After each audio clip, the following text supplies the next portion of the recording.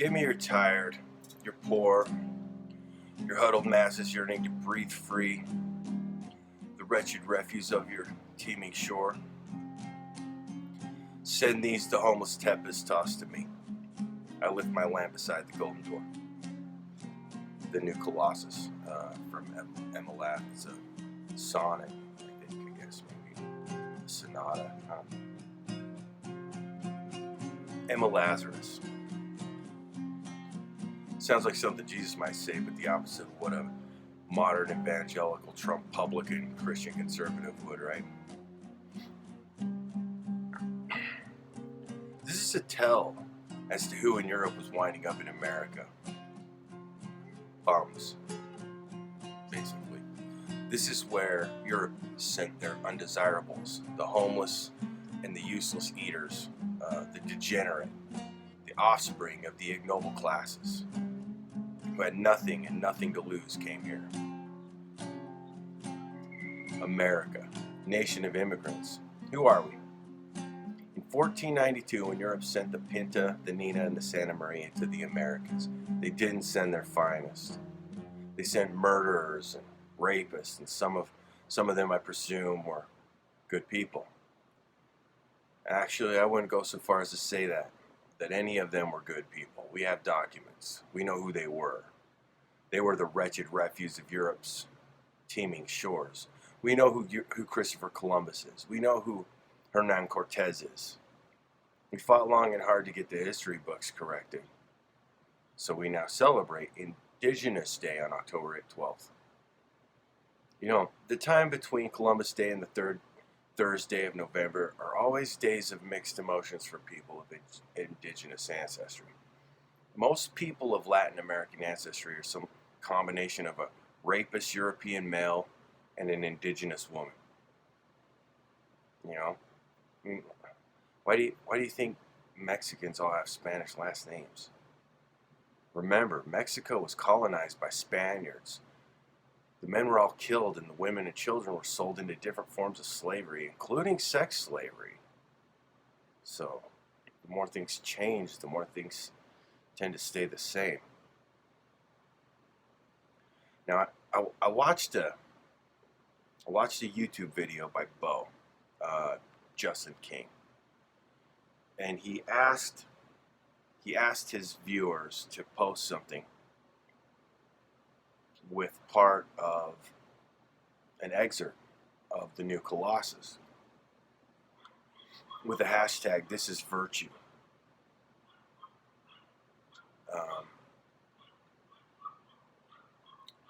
So this is it. This is for you, Bo. The Statue of Liberty is a representation of the Roman goddess Libertas, or the Greek goddess Eleutheria. You've seen her. She stands with one foot in front of the other as though she's walking toward Manhattan. She has a broken shackle on her ankle to represent her liberation from bondage. She's holding up a torch in her right hand as a beacon of liberty and freedom to the world of bondage we left behind when our forefathers immigrated here from Britain, and then the rest of Europe, and ultimately later on the world. Some of whom were immigrated here against their will, bringing the sins of the past along with them. The Statue of Liberty was a gift from the people of France to the people of the United States on October 28, 1886. She holds in her left hand a tabula ansata inscribed in Roman numerals with July 4th, 1776, when the Civil War ended and the Constitution of the United States was amended to abolish slavery.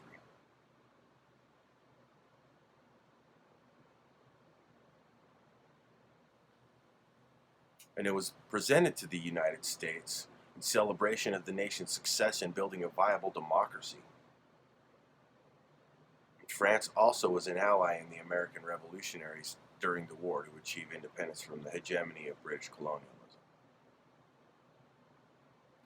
You see, the American revolutionaries resorted to violent conflict because English garrisons were treating the colonists like second-class citizens, pretty much the same way modern police officers harass and extort the poor. Asset forfeiture laws, the television show Cops, shit like that. In turn, The colonials were treating the slaves and indigenous people here like second-class citizens. Obviously, the indigenous people of America were demonized for a lot of different reasons, none of which were really legitimate, mostly to rationalize and legitimize the genocide of them, especially in the cases of the North American natives. Our social problems today stem from Europe's failure to abide by Gene Roddenberry's Prime Directive. You know, if you don't know what that is, I'm not going to tell you. If you do know what that is, congratulations, you're a nerd. If you don't know what that is, ask a nerd. You can find them online. They're everywhere. We aren't quite yet the enlightened society liberalism would have us believe we are. And this is why I can't take libertarians seriously. These fucking Ayn Rand motherfuckers. That's not reality. Like, healthy isn't always voluntary. Anybody with a dog or a child knows that you got to make them do certain things. And if we're going to be in a society with adults, that's one thing. But let's get there first, okay? Because it's kind of an important detail. Anyway. You ever see the movie Braveheart? You know how the English were just tormenting and terrorizing the Scottish and the Irish? Well, the extensions of the supreme hegemony of the crown were exacting very similar treatment to the colonists here. Raping women, extorting and harassing the poor, just like now. The news will over-report and exaggerate crime committed by immigrants, but in reality, the opposite is true. And it's obvious. You know why undocumented migrants keep their immigration status so secret? It's not because they're embarrassed or ashamed. It's not just deportation they fear. It's if the wrong person finds out, they know they can be blackmailed, robbed, raped, murdered, whatever, with impunity. They don't have any real rights. They can't just call the police when crimes are committed against them. So they're targeted and victimized. They're very vulnerable. And subsequently, that's why they're model citizens and employees. They make zero waves in our society. And I guarantee you, you or someone you know knows and loves someone that's undocumented, and you probably just aren't aware of it. Where power is absolute, corruption is inevitable. And that reality was the impetus behind our most sacred documents, the Constitution of the United States, the Bill of Rights. These articles were written in direct response to the abuses experienced by the colonists at the hand of the king's tax collectors. Our government was set up to never allow itself to become as tyrannical and oppressive as England was, sparing our future generations from some sort of violent revolution. Because a violent revolution is definitively a civil war. And a violent revolution isn't really a revolution. It's just a changing of the guard. Had the South successfully seceded from the Union, they would have called that a Second American Revolution. It's a civil war. When the seceding faction fails to achieve sovereignty and independence, it doesn't change the fact that brothers were killing brothers over ideology. Call it whatever you want.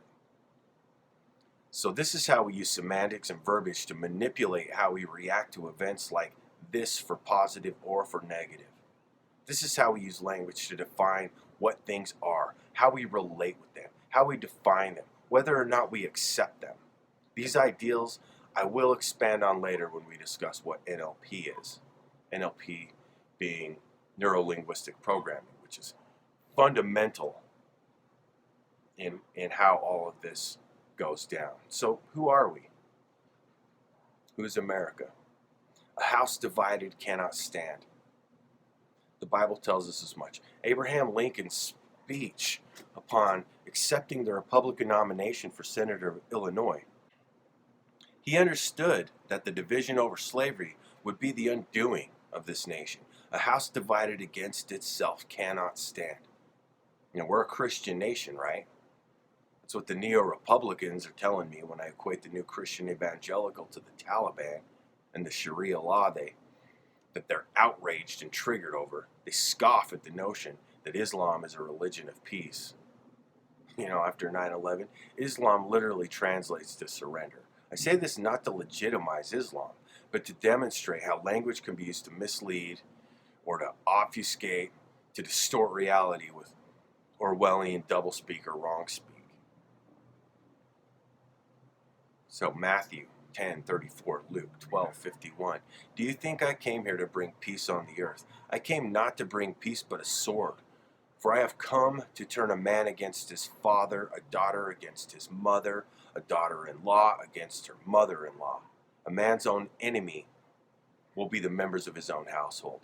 Anyone who loves their father or mother is not worthy of me. Anyone who loves their son or their daughters more than me is not worthy of me. It sounds like a fucking good deal. I don't mean to make every goddamn video a sermon, okay, but this is relevant. These motherfuckers will use these words to justify murdering you, enslaving you. They will use the Bible to justify the atrocities they commit in the name of Jesus. They have not separated the church from the state. They will use the state, the implement of the execution of their God, to enslave and murder you, unironically. They don't even think about it. It doesn't even occur to them that they're doing that which what they hate in others. So what do we do? Forgive them? They know not what they do. They've got every base covered. This brood of hypocrites and vipers, they don't know Jesus. They've usurped his name. They're the father. They are of their father, the devil, and the lusts of their father they will do. John 8:44-45, King James Version. You're of your father, the devil, and the lusts of your father you will do. He was a murderer from the beginning and abode not in the truth, because there is no truth in him. When he speaketh a lie, he speaketh of his own, for he is a liar and the father of it. They're talking about Jesus' father. And because I tell you the truth, you believe me not. War God, Yalda Baal. Watch my other videos about who and what inspires the depravity that's going on near our southern border. Same God that inspired what went on in South America in the 1980s, dirty wars, in Vietnam in the 1960s, and in Auschwitz in the 40s. Abu Ghraib. That authority is operating here. Because we live in a Christian society, we will never have peace. Christianity isn't a religion of peace. It's a religion of pieces, divided in a house against itself, built on the sand of slavery, which will not stand. You know, Peterson psychoanalyzes these parables to apply to our current social climate, but he cherry picks them just like every other fucking charlatan ideologue does. And you could say the same thing about me, except for I'm going to tell you how the Bible contradicts itself. It's not out of context. Jesus says your enemy is in your household. Yes, he did, but he also told you motherfuckers to love your enemy and your neighbor as thyself and as him. We went over this shit before. It's relevant to know your enemy because these motherfuckers will make an enemy of you. And they have no problems lying about you because they've lied to themselves. You have to lie to yourself in order to deem what's happening on our southern border as acceptable and reconcilable with Christian values at all. There's nothing Christian about concentration camps for immigrant children. So what does Jesus say about children and immigrants? Man, I fucking told you already. Matthew 19:13. The disciples tried to turn the children away, but Jesus said, "Let the little children come to me, and do not hinder them, for the kingdom of heaven belongs to such as these." When did we see you a stranger and not invite you in? Whatever you did not do for the least of these, my brethren, you did not do unto me. Whatever you did to the least of these, my brethren, you have done unto me. Any child that's harmed as a result of American foreign policy is on the hands of those that put that authority in charge. In a democracy of we the people, that's on you and me, right? Take responsibility for yourself and as much of your community as you can carry, right? Peterson, take some fucking responsibility, right? Right. So let these children go. It's the right thing to do, and it's the Christian thing to do, lest the extent of your faith stops at the forgiveness you enjoy for your hypocrisy. And that said, hypocrisy is the complement vice pays to virtue. That idea alone gives me cause for hope here. So amen. Back to history. We're a nation of immigrants and Christians, so basically we're a house divided against itself of idealists and hypocrites. That's who we are. We have idealists that want to make America the place we bullshit ourselves and tell ourselves we are. And then we have hypocrites that tell us that any honest examination or criticism of America is tantamount to treason. That's who we are. I can't tell you how many times I've been told by patriots to leave this country because I've criticized the government. When a right-winger hears me criticize the government, they tell me to move. Like viscerally, it's a visceral reaction. They don't even think about it. Someone said, I wish these liberals that hate America so much would just leave. And then this stupid motherfucker with him, he's like, he just nods his stupid head with an agreement and went, yeah, just leave. The reality is that everyone hates the government. Racists hate the government because they try to make things fair for blacks and minorities by passing legislation to ostensibly level the playing field like what's the fucking thing? Affirmative action. It's a reverse racism, right? And then you got people of color, anti-racists. They hate the government because the government is the police, and the police are literally lynching them. These concepts, these polar opposites and contradictions live exclusively in the minds of the conservative, libertarian, right-winger of any ilk. Relationships must be created to establish a safe and secure community for everyone. A community. Communal. The root for communism. Who are we? Who we are the descendants of the oppressed. On either side you want to look at it. What I mean is that the European model just replicates itself. And it replicated itself here. But now we have no new world to send the wretched refuse of our society. There's nowhere to send these people anymore. Nations don't actually send their deplorables, their degenerates, the wretched refuse of their teeming shores anywhere anymore, do they? No. So it's ridiculous to say, quote, when Mexico sends their people, they are sending their best. They're sending rapists, murderers, and drug dealers. And some of them, I assume, are fine people. That's utter fucking garbage. First of all, Mexico isn't sending anyone. The people that are coming here are fleeing from a situation that the U.S. has its bloody fingerprints all over, some of which is the karmic consequence of action taken decades ago, and the immigration happening now is the echo of U.S. interference in foreign affairs in South America. These people have the courage fueled by desperation and love for their families to risk everything for a chance to give their children hope for a better life. That's natural. That's a natural reaction to an external stimuli. This fucking hierarchy shit. Whether or not that's natural, you've got some convincing me to do if you expect me to believe that. The Europeans that came here were expecting a society that had no real place for them. Europe didn't send their best. They sent the deplorables of their society, the wretched refuse of their teeming shores. They were escaping their socioeconomic situation in Europe. Nobody that was doing well there wanted to leave. When the colonists got here, they expanded west to get the fuck as far away from the garrisons and the gentry that were robbing and exploiting and oppressing and basically terrorizing them here. You know, if you read Tribe by Sebastian Junger, hold on a second. I'm just talking a lot. I need to wet my whistle with this. Excellent vino. Rhiannon, it's good shit, man. If you haven't tried this shit, it's not even expensive. It's really good. Anyway, they're not an ad either. I haven't started taking money for this yet. But it's hard to talk for like 45 minutes into a microphone like this.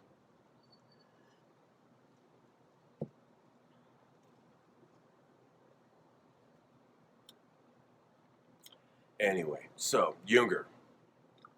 He tells how white men would run off to join Native American tribes and assimilate into them, refusing to allow themselves to be, quote, rescued.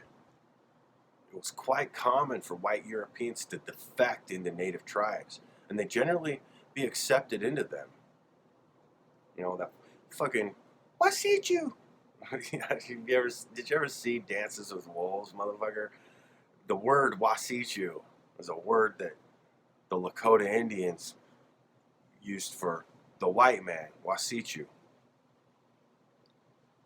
It happened pretty often. That movie wasn't as far-fetched and stupid as Hollywood would lead you to believe, but never in one instance did a native join a European society by his own volition or her own volition. Why? Because fucking slavery, obviously. You see, even when it's not slavery, it's still fucking slavery. Slavery is a necessary institution of imperialism and colonialism at its very basic fucking core. The social dominance hierarchy may or may not actually exist outside the context of imperialism, but we wouldn't know now, would we? Because we've been operating in this fashion for 5,000 years. You can't have an empire without slaves. Now, white supremacists will tell you that all human beings own slaves regardless of race. That may or may not be true. It probably is on some level, if we're talking about quote-unquote civilized societies. I'm not even judging. Slavery is a chicken that we can't unfuck. It's the past. But virtually everyone agrees that it's an immoral and unethical and even evil practice and should not be implemented under any circumstances. And that's a great start, America. But the answer isn't to just call it something else and carry on with it as if it no longer occurs anymore. You know? So what's the bloody answer, man? Tear it all down? It's not perfect, but it's bloody well better than anything you can come up with, sunshine. Fuck ever. No, I'm not saying tear it down. I'm saying it got us here. But now it's time to modify it or adjust it or adapt it or evolve it in the spirit of adaptability. To change it so it doesn't fucking die. So it doesn't collapse on top of us like every other empire has in the past. You know, the decline of the West. That book fucking Spangler wrote, dissected and predicted how empires rise and fall throughout a long enough timeline that he predicted this one would arise and fall pretty much in such a manner that you could set your clock to. Read it, The Decline of the West. These conservatives are so black and white in their thinking. Everything is zero sum with these motherfuckers. It's like pulling teeth with these fucks. I've said for decades that Abraham Lincoln didn't free the slaves, he just ethnically diversified them. That's not even exactly true. There were already ethnically diversified slaves in the Americas. White, Chinese, brown, right here along with black slaves that were stolen from Africa. They were called indentured servants, though. And you can enslave somebody to work for you for free because they owe you a debt that you alone can decide when it's paid off, and it's usually paid off when you can no longer provide enough value through your labor to be worth your keep. You see, that's how that works. You free the slave when he becomes too old or sick or incapacitated to work. So what happens to those freed slaves? Well, they die of exposure or starve to death or were eaten by fucking wolves out in the woods or recaptured by slave patrols because they didn't know how to live off the land here like the natives did. So Europeans stopped trying to enslave the natives. And they did for a while, especially in South Carolina. They had a whole lot of Native American slaves there, but eventually they stopped. And so slaves had to be imported and bred in captivity. So that was the only life they ever really knew. They couldn't exist outside of the institution of slavery. They became dependent on it. Because no reparation was made for them, they resorted to petty crime just to survive.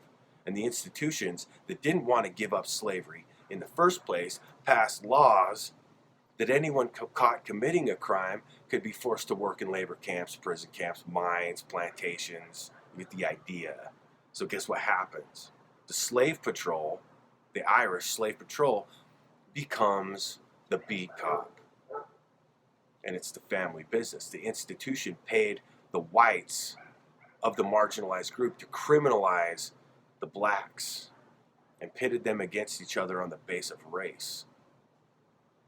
Then Jim Crow and the lynchings, housing and employment discrimination was put on otherwise good and just people to maintain the status quo and project slavery by any other name as far as possible into the future.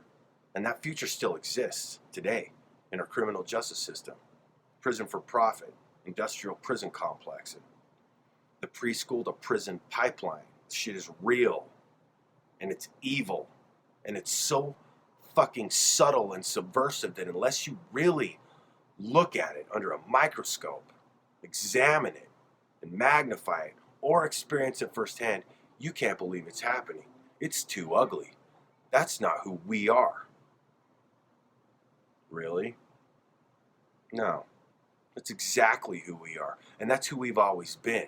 Nobody in power will allow you to vote away their money or power or knowledge, because it's all power, authority. They'll maintain it and manipulate it so you think you won the fight, because what happens when you think the game is over and you won? The civil rights movement in the 60s, we thought racism was over. We thought Obama was proof positive that there was no longer any racism, systemic or otherwise, in this country. They keep playing until you realize you're losing the race that can no longer be won, because they never took their foot off the gas pedal. And that's what happened. That's why you have Trump. Because in the last decade, when we thought racism was over, the Nazis, the racists, they were playing 3D chess while you guys were playing tiddlywinks. And the people, otherwise good people, are shocked by what they're being told. They're numb with disbelief. They're in denial. They refuse to accept that we aren't the country or people or nation that they believed we are, that we were told we are, a post-racial society. They're incredulous and they're defensive, and they start pointing fingers and accusing people of treason and lying and holding on to resentments and fabricating victimization and laziness and ingratitude. The whole Kaepernick and the kneeling thing. They project their disgust, distrust, and resentment onto the very people that have already suffered the most under the deception and oppression and slavery and miscarriages of justice that has been the American dream. American dreams. We, human beings, tend to do this. We externalize any negative emotion we may feel. We must have introspection and clear vision. And more importantly than that, what Brother Tim Wise refers to as radical empathy. And that's easier to do when you're actually a marginalized person, but it's near impossible to do when you belong to the group that did all of the raping and murdering and enslaving. That's who we are, you see.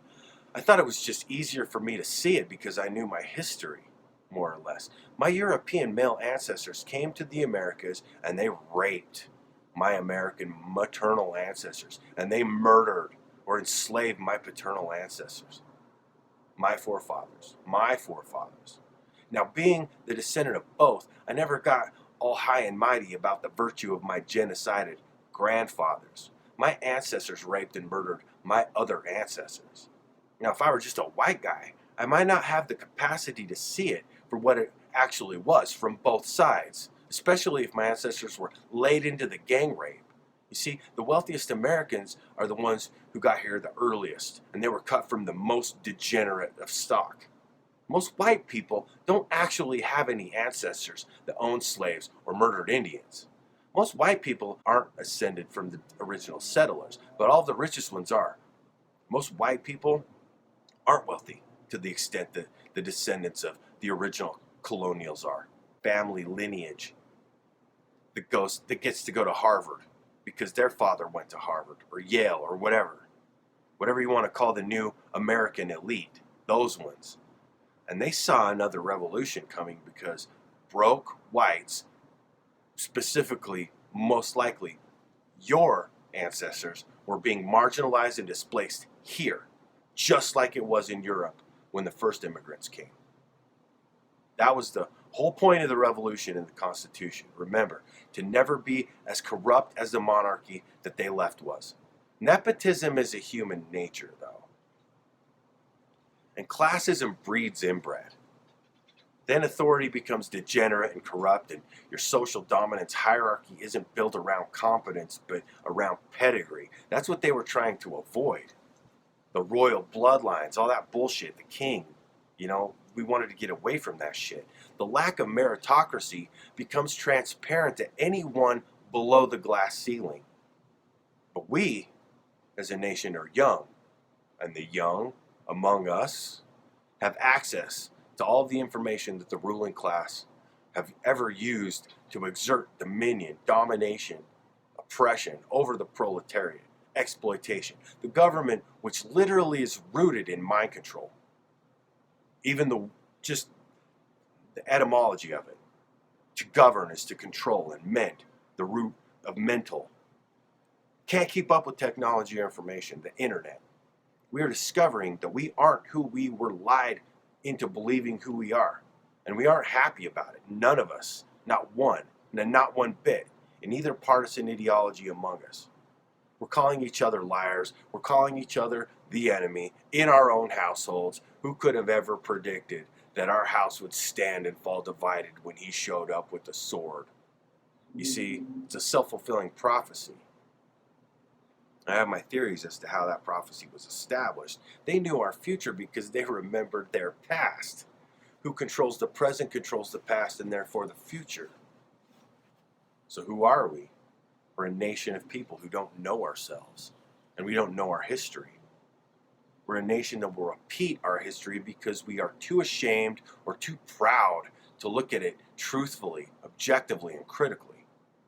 We're a people that would tell ourselves that we are free because we are brave, when the reality couldn't be further from the truth. And the potential to be true has never in history had the opportunity to become the shining city on the hill that we tell ourselves we are. Who are we? Who are we?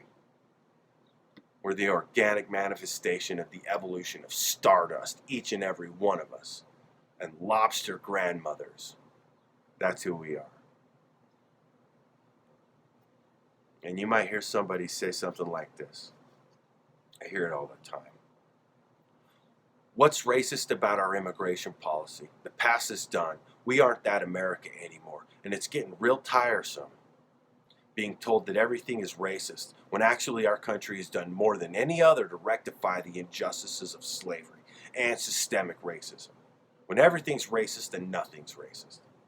And social justice warriors just sound like reactionary know-nothings droning on and on about the past when there isn't anything the common privileged white man can do to make the present fair for everyone. At some point, we need to stop making excuses and playing the blame game and take responsibility for our own lives and circumstances and stop seeing color. Well, while that all may or may not be factual, it's a common attitude. I call it Tommy Owen's Simplex T. That sentiment is pervasive enough to have caused America to elect Donald Trump president of the United States. You have to have heard someone say something similar to that recycled, regurgitated, get over it-ism. What about it isn't productive? Is progress even what we're interested in anymore? What aboutism? I understand the left's outrage. I understand the motives of the right as well. Polarization is rotten apples and oranges, though. It's not malignant in equal proportions. The truth is that the Democrats don't deserve to sit in their own farts and tell themselves they're entitled to the minority women vote. They have serious problems they refuse to address, like rigging primaries and undermining democracy in their own party, lying and refusing to represent the people that elected them once they're in office. That's why the Republicans and the establishment Dems both hate and fear Alexandria Ocasio-Cortez. She's strong, and she's opposing and exposing them. All of them. And we'll see how long this lasts. She needs allies in 2020 or she'll be forced to compromise. She could be the Mitch McConnell of the left, though. The people must support her and resist the influence of lobbyists and campaign contributors. The people must resist the DNC and the DCCC.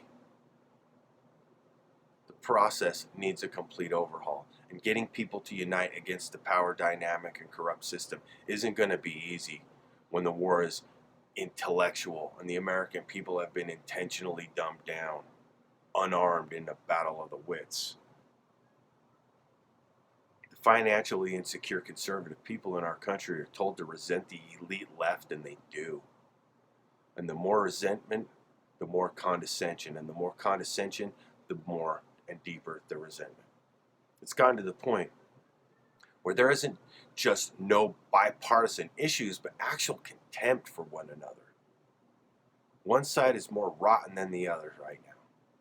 But you can't win an argument with a stupid person, regardless of their ideology. If they are entitled to their own facts or their privilege to discard the truth and replace facts with alternative facts and truth claims with subjectivity, that's a different issue, but these ideas encompass who we are as a nation, a house divided against itself, but on a foundation of sand and slavery. And that's ultimately what it's about, workers' rights. I can't emphasize that enough. It's about you working for as little as possible. And this chicken can't be unfucked. And the karma is going to be grueling. And it's going to be brutal to endure. Until we reject ideology as ideology and get real with our humanity, beyond opinions and faith, we will create an enemy narrative in one another, or until an external enemy appears or is fabricated to unite all people under one greater cause. That's how human beings were designed. That's how we're programmed. We were designed, by the way. That's why we're so predictable. It's who we are. There's a hierarchy of identification, just like there's a hierarchy of social dominance. The identification hierarchy is a category of priorities, all equally socially constructed. Let me ask you something. How would you identify or describe yourself? How you answer is the pecking order of your identity based on your values. And it's why we speak past one another. The intersectionalist that fails to see the possibility of this establishment becoming hierarchy and is contrary to the basic individual rights that we all agree are valuable. Not even just valuable, man, they're necessary. They're critical, they're crucial. If you can't see that, you're missing something. But anyone who would presume or deny that certain groups have been historically abused based solely on these traits is wrong. Or lying.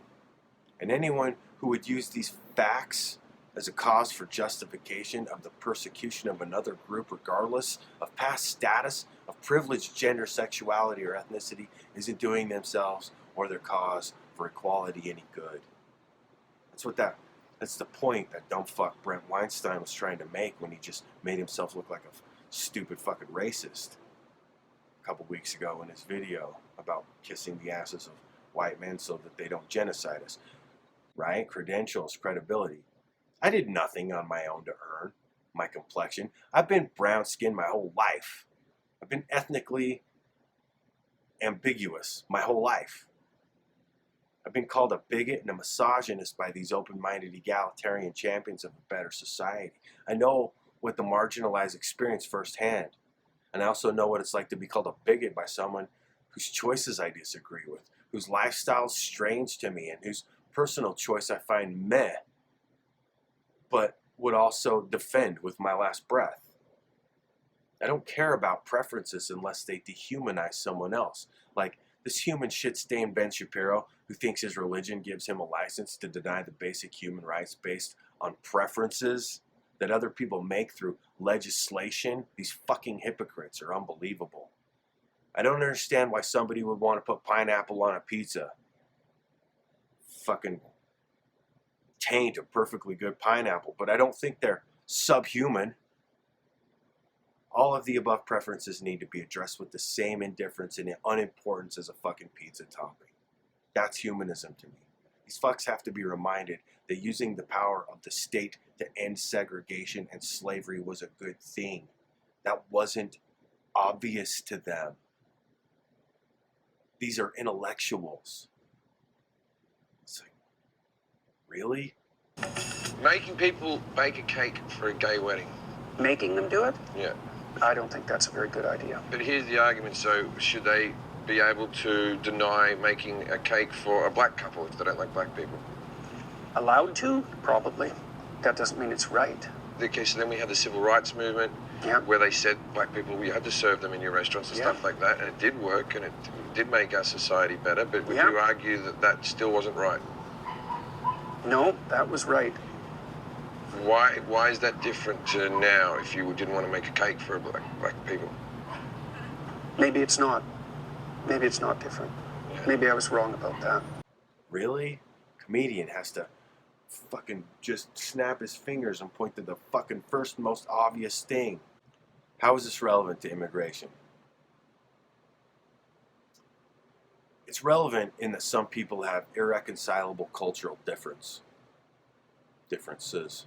The ones that are most irreconcilably different have something in common. They're all rooted in religion and are non-negotiable. So there's your fucking problem. Children are brainwashed and indoctrinated into the religion of their culture, and it makes them intolerable to one another. And they both gang up and kill the rational atheist agnostic as a witch or warlock. So historically, we've aligned ourselves with the dominant religion of the culture. The pagans kind of infiltrated and co-opted Christianity. So you're celebrating our holidays, motherfucker. I don't know if you know this. But we did it purely out of self-preservation. Except Jesus, whether or not he was an actual hero or an archetype or a myth or a legend, whatever. But he didn't do that. He bucked the Jewish law, and he criticized it. And as far as I'm concerned, Muhammad did nothing but exacerbate the already existing problems between Judaism and Christianity in the process. Created a common enemy of them both. Atheists should be thanking Muslims, not attacking them. I'm looking at you, Sam Harris and Bill Maher. You single them out because you're either a racist or a coward, maybe both. But the framers of our government knew this shit was divisive and stupid and did everything they could to distance secular law from religious law. Christian Talibangelicals, Sharia law, they knew this. And the morally responsible Christian party of Jesus and forgiveness cannot live and let live. Hence a Muslim travel ban. Hence the fear of the other. Hence America is the land of the full of shit, cowardly dipshit, not the land of the free or the home of the brave. Americans are afraid of themselves because we're afraid of each other. Because we've done each other wrong. We don't even trust one another because we're stupid. And Western religion has never really been interested in informing the masses regardless of the church. You know, I leave the mosque and synagogues out because it's untrue for them, for the most part. Most PhDs and doctors in the West are Muslim and Jewish.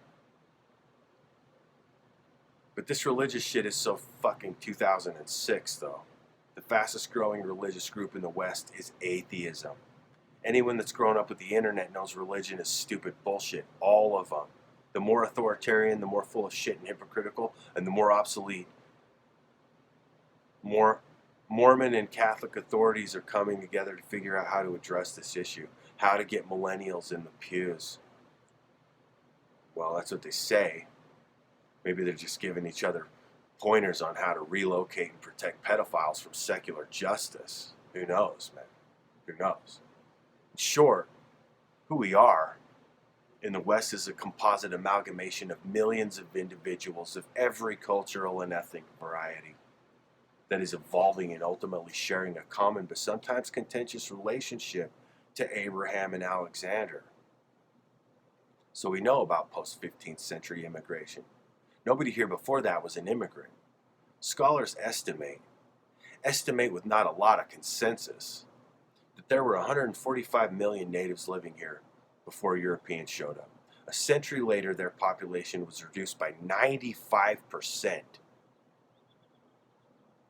So we're going to focus on the United States because the Latin American immigration crisis is what most of us want to understand better. The first thing we need to understand is that Mexico is America. Central America is America. South America is America. Latin America, can you guess? Half of it's a gimme. It's in the fucking name. We're all American. You're a citizen of the United States of America. The United States for short. There's a distinction without a real difference when we're dealing with people and their humanity rather than their nationality. The distinction is that the United States was invaded and colonized by British, German, and Dutch Puritans that had a problem with the church and the state imposing their religious beliefs onto them. They were persecuted, right? That's the story. Fucking pilgrims came to North America and slaughtered the people who lived here because they didn't like the king telling them how to worship God. Then they turn around and try imposing their stupid religion on everyone else, even though the nation was somewhat founded on not doing that. Fucking brilliant, right? So the Brits, they weren't sending their best. They were sending all of their disenfranchised degenerates, the wretched refuse of their teeming shores, to North America. Something like 60,000 prisoners were sent to Georgia. Most of these criminals' crimes, you want to take a guess? Poverty and joblessness. They couldn't pay their taxes. Britain decided that the United States, Australia, and New Zealand would be homeless shelters for the people their social system couldn't find a place for. Their failure of building a society. The homeless, the mentally ill, the disabled, the useless class. And they also migrated by force some 12.5 million Africans between 1525 and 1866 to do all their work. Maybe they didn't think that they were competent enough for self-sustenance.